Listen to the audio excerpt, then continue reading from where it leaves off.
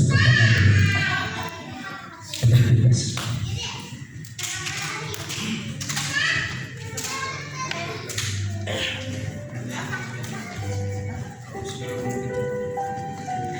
Sebelum kita memberi yang terbaik, mari kita berdoa. Haleluya, haleluya.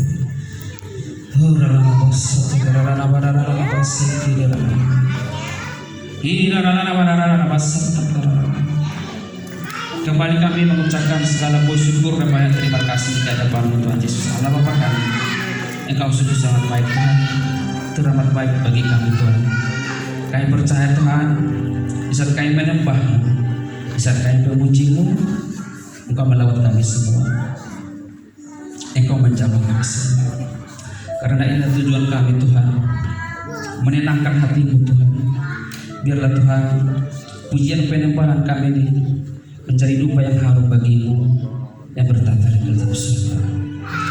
Tuhan Yesus Allah Bapa kami yang baik, teramat baik, kini tiba saatnya Tuhan kami memberikan persembahan Tuhan Yesus.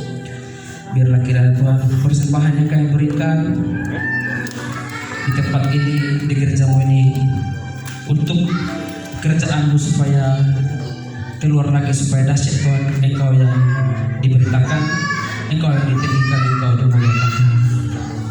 Berkati tangan-tangan yang memberi Tuhan, berkati sampai berlipat-lipat, berkati usahanya, berkati Tuhan sampai luber Tuhan Yesus.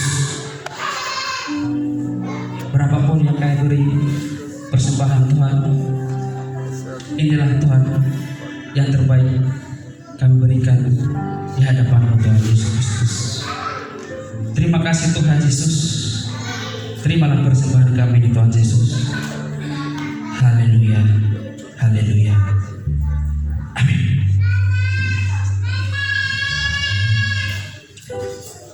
Besarkan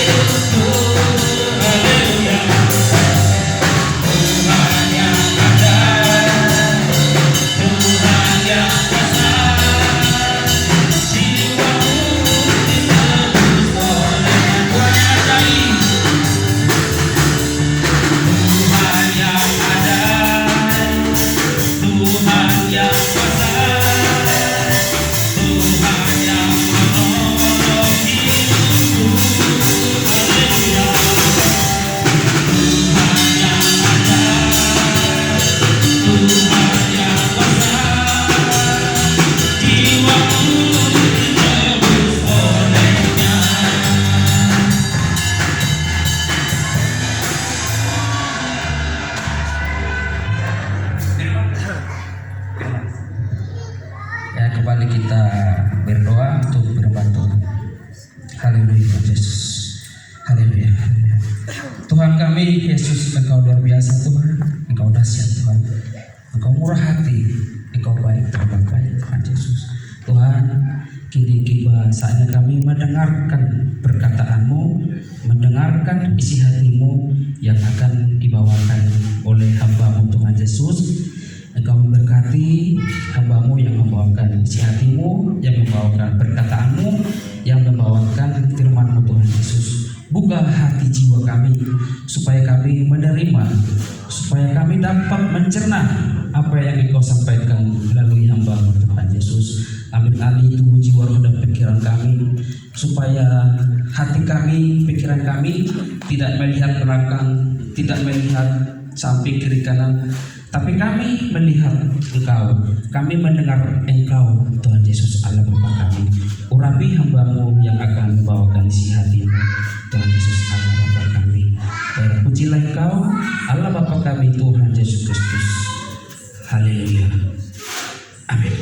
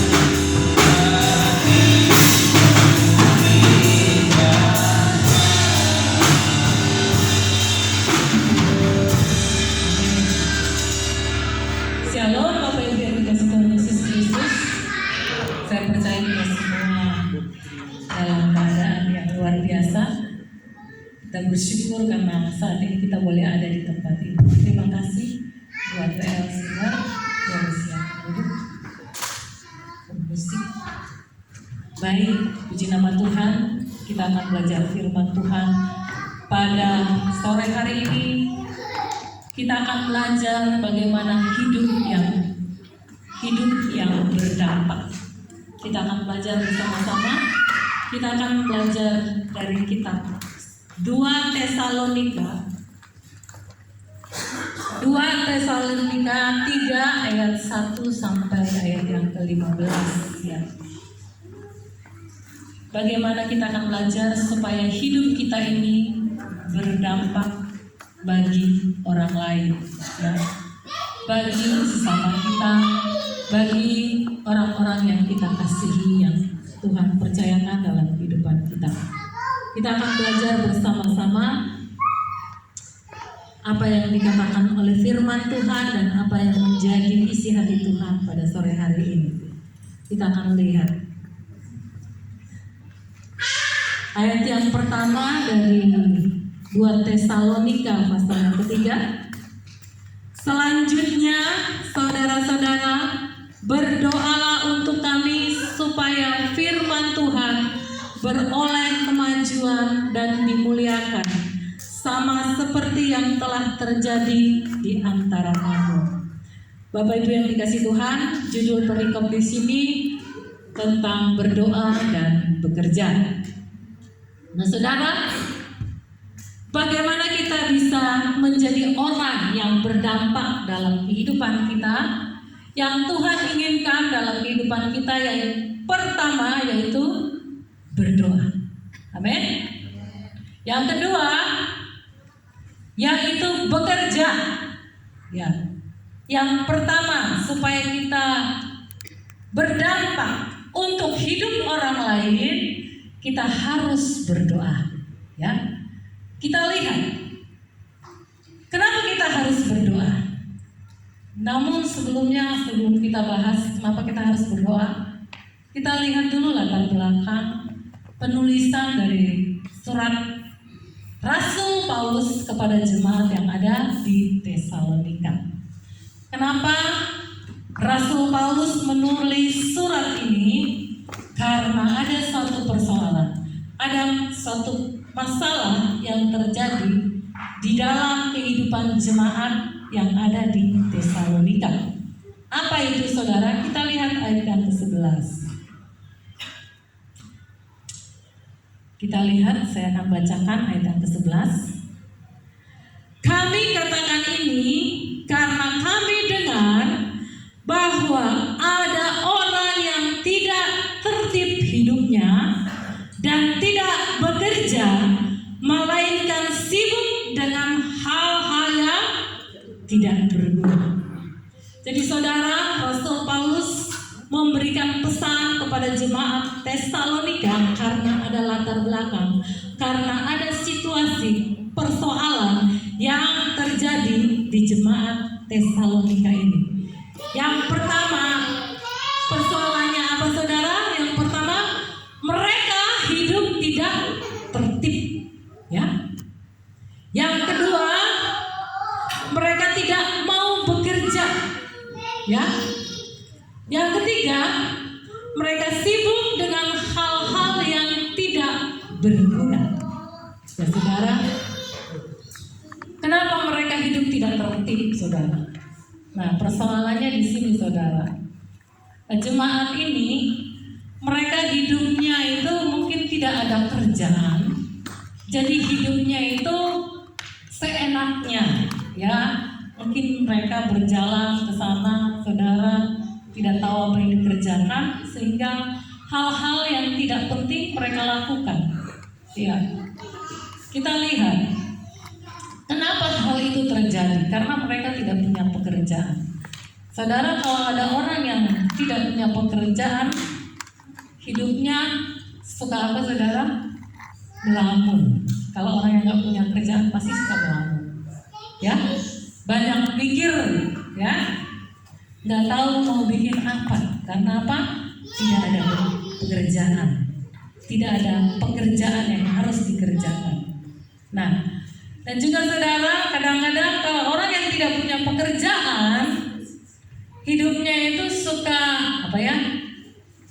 Mungkin suka jalan-jalan, ya, jalan-jalan ke sana ke sini, tapi mulutnya itu bisa berbicara yang tidak, saudara. Kadang-kadang kalau kita nggak punya pekerjaan, duduk-duduk ngobrol-ngobrol, bisa negosiasi, bisa fitnah orang, ya. Karena apa? Karena tidak ada kerjaan yang harus dikerjakan. Jadi waktu yang dihabiskan untuk sesuatu hal yang tidak berguna. Nah, saudara, Tuhan tidak mau kita seperti itu. Tuhan mau kita berdampak kepada orang lain. Yang pertama, kita harus berdoa. Kenapa, saudara, kita harus berdoa? Coba kita lihat ayat yang pertama sampai ayat yang kelima. Nanti saya akan bahas satu-satu di sini, ya.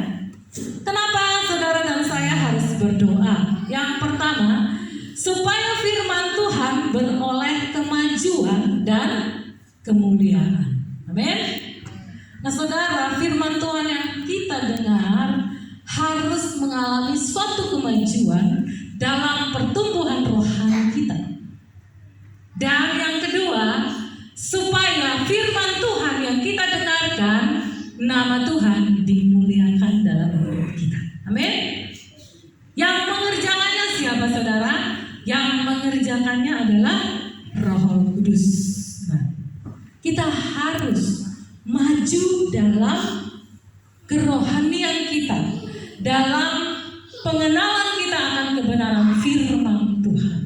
Nah, saudara, kalau saudara mendengarkan firman Tuhan, tapi tidak ada kemajuan, tidak ada perubahan dalam kehidupan kita, maka harus ada tanda tanya. Ada apa? Apa yang terjadi dalam kehidupan kita sehingga kita tidak bisa berubah, tidak ada kemajuan melalui firman Tuhan yang disampaikan. Nah, kalau di sini kita baca Rasul Paulus memberitakan firman Tuhan supaya apa? Banyak orang diselamatkan. Kalau kehidupan kita berdampak kepada orang lain, maka orang lain pun akan menerima keselamatan yang daripada Tuhan. Amin. Nah, itu yang pertama, kita harus berdoa supaya kemajuan dalam firman Tuhan boleh mendapatkan hasil yang maksimal dan Tuhan dimuliakan dalam kehidupan setiap orang percaya. Yang kedua, kenapa kita harus berdoa? Saudara, kita lihat ayat yang kedua. Di sini dikatakan untuk raja-raja dan untuk semua pembesar agar kita dapat hidup tenang dan tentram dalam segala kesalehan dan kehormatan. Ya, saudara, di sini salah.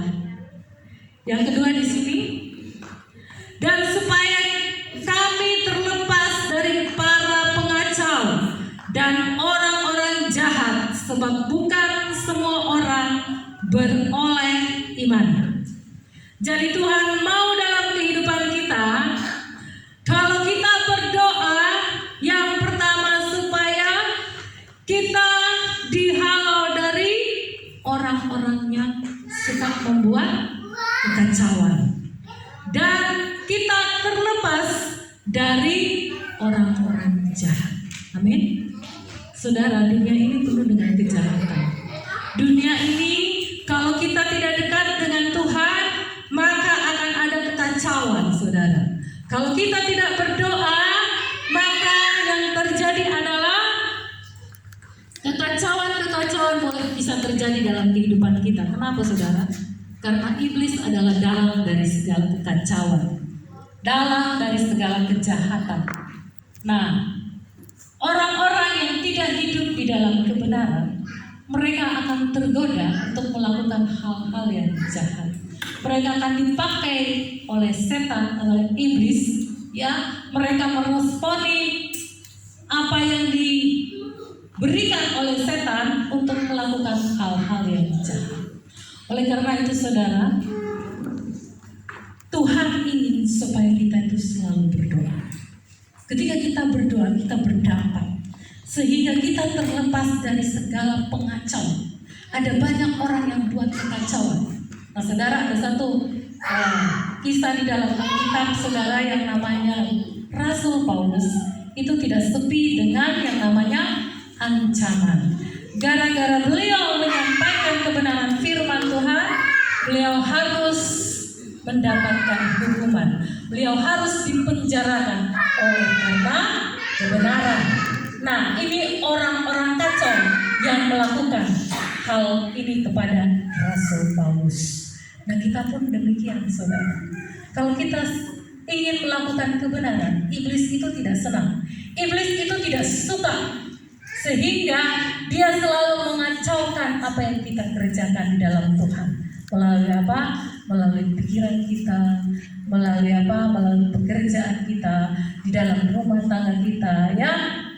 Kalau ada sesuatu yang tidak enak terjadi atau tidak sesuai dengan keinginan hati kita, maka akan terjadi yang namanya kekacauan, saudara.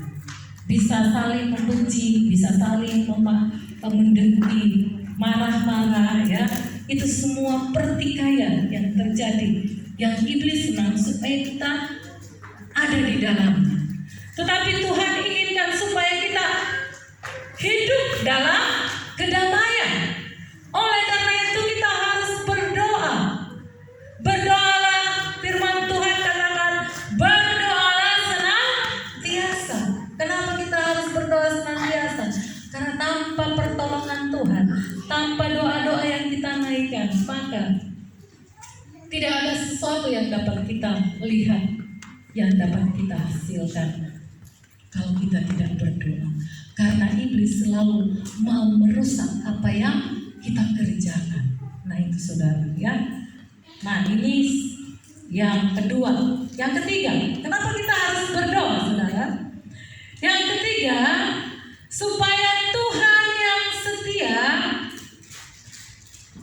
Tuhan yang adalah setia, Ia menguatkan hatimu dan memelihara kamu terhadap yang jahat. Coba lihat ayat yang ketiga.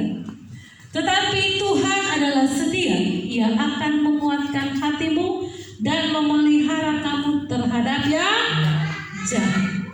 Itulah gunanya kita berdoa. Kita berdoa supaya Tuhan menguatkan hati kita dan memelihara kita terhadap yang jahat.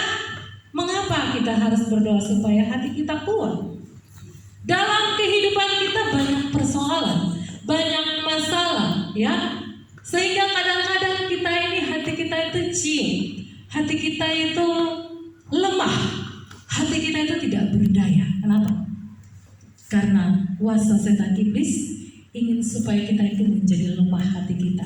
Saudara, dikatakan bahwa kalau orang yang tidak punya semangat atau hatinya sudah lemah atau down, apa yang terjadi dengan orang itu? Yang terjadi adalah putus asa. Ya, kalau sudah putus asa, orang itu tidak mau tahu dengan kehidupan, cuek. Nanti kalau sudah cuek, pikirannya negatif, saudara. Kalau sudah pikirannya negatif, nanti ada sesuatu yang iblis bisikan, ya. Tidak punya pengharapan. Kalau orang tidak punya pengharapan, banyak orang bilang seperti ini. Kalau hidup seperti begini, lebih baik aku mati saja. Nah, itu paling senang sekali iblis, ya. Saudara, iblis itu pekerjaannya apa, saudara? Mencuri, membunuh, dan membinasakan. Nah, ketika saudara kita lemah, ya saudara akan tergoda untuk melakukan hal-hal yang membuat diri saudara dan saya bisa celaka. Nah, kita harus tahu. Apalagi saudara hari-hari ini, ya, contoh misalnya dalam bisnis, dalam pekerjaan, misalnya bisnis kita lagi sepi. Aduh Tuhan, langsung hati kita cium. Tuhan, gak ada duit nih.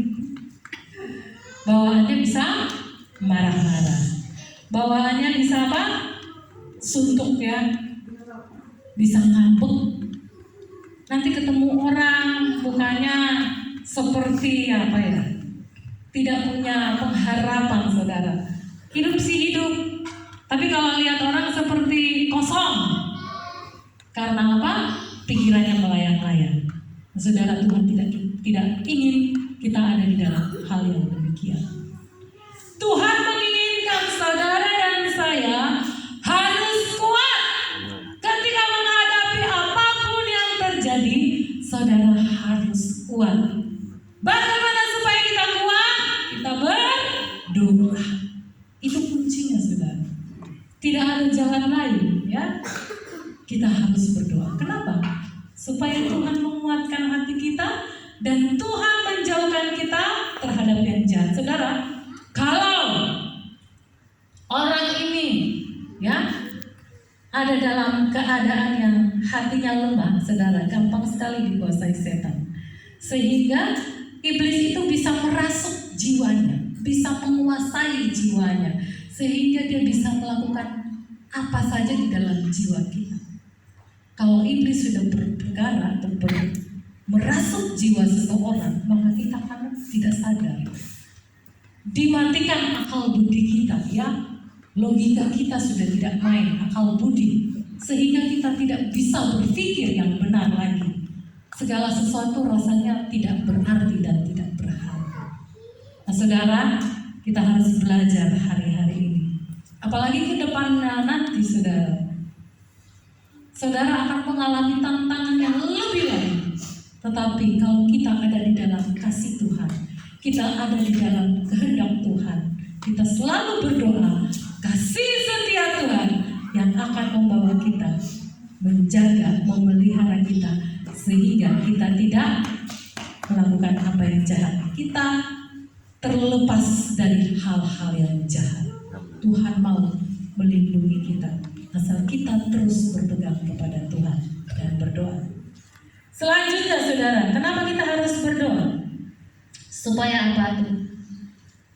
Tuhan akan menunjukkan hatimu kepada kasih Allah. Dan yang kedua, ketabahan kepada Kristus. Saudara, coba kita lihat ayat yang kelima. Di sini dikatakan, kiranya Tuhan tetap menunjukkan hatimu kepada kasih Allah dan kepada ketabahan Kristus. Amin. Saudara, ketika kita berdoa, Tuhan akan menunjukkan kasih setianya. Artinya Tuhan akan membukakan jalannya bagi kita ketika kita ada dalam kesesakan. Amin. Dan ketika kita ada dalam kelemahan, Tuhan akan memberikan hati kita tabah seperti Kristus. Ya. Saudara, yang namanya tabah itu ada dalam tekanan. Tuhan Yesus mengapa dikatakan sama seperti Kristus? Tuhan Yesus waktu dia mau dibawa, disalibkan untuk menebus dosa kita, itu hatinya terlalu sedih. Sebenarnya secara daging Tuhan Yesus secara daging tidak mampu untuk menanggungnya. Tetapi karena kasih Tuhan yang menyertai, saudara, kalau saudara baca, saya baca firman Tuhan, saya lihat bahwa Tuhan sendiri dalam keadaan yang gentar berdoa, dalam keadaan yang rasa takut.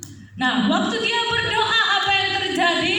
Malaikat Tuhan datang dan apa? Memberikan kekuatan kepada Tuhan Yesus. Itu Tuhan kita loh. Ya. Menghadapi persoalan Tuhan itu tidak main-main. Tuhan itu sampai dalam keadaan kondisi yang begitu mencekam, dia berdoa sampai mencucurkan air mata dan mengeluarkan keringat darah ya, saudara.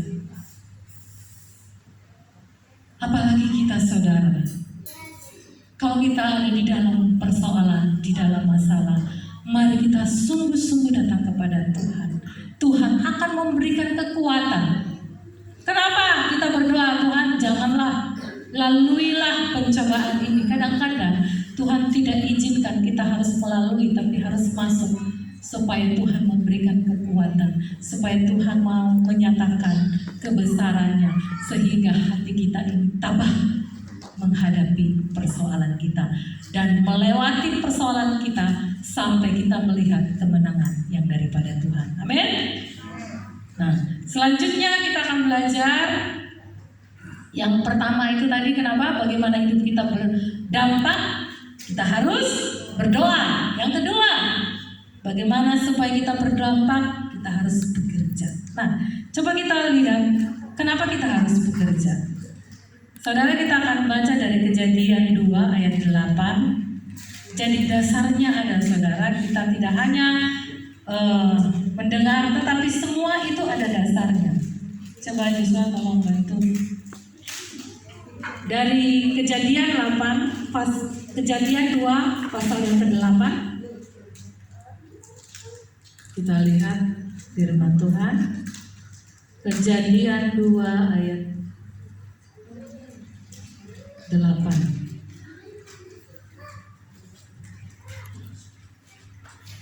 Ini dasar kenapa kita harus bekerja, saudara. Jadi saudara, kenapa kita harus bekerja? Inilah firman Tuhan yang harus kita lakukan.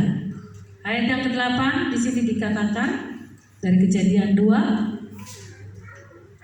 Selanjutnya Tuhan Allah membuat taman di Eden. Di sebelah timur, disitulah ditempatkannya manusia yang dibentuknya itu. Nah, Tuhan membuat taman di Eden. Ya, setelah itu kita lihat ayat yang ke-15. Nah, ini dasarnya saudara. Tuhan Allah mengambil manusia itu dan menempatkannya dalam taman Eden untuk apa saudara? Mengusahakan dan memelihara taman itu. Kalau mengusahakan artinya harus bekerja saudara. Jadi kita bekerja atas perintah Tuhan, bukan maunya kita. Tujuannya saudara ada di dunia ini supaya kita melakukan kehendak Tuhan dengan bekerja. Bekerja, saudara. Kenapa? Saudara kita lihat, kenapa harus kita bekerja? Coba lihat ya ayat dari tadi 2 Tesalonika 3, kita lihat ayat yang ke-7. Kenapa saudara dan saya harus bekerja?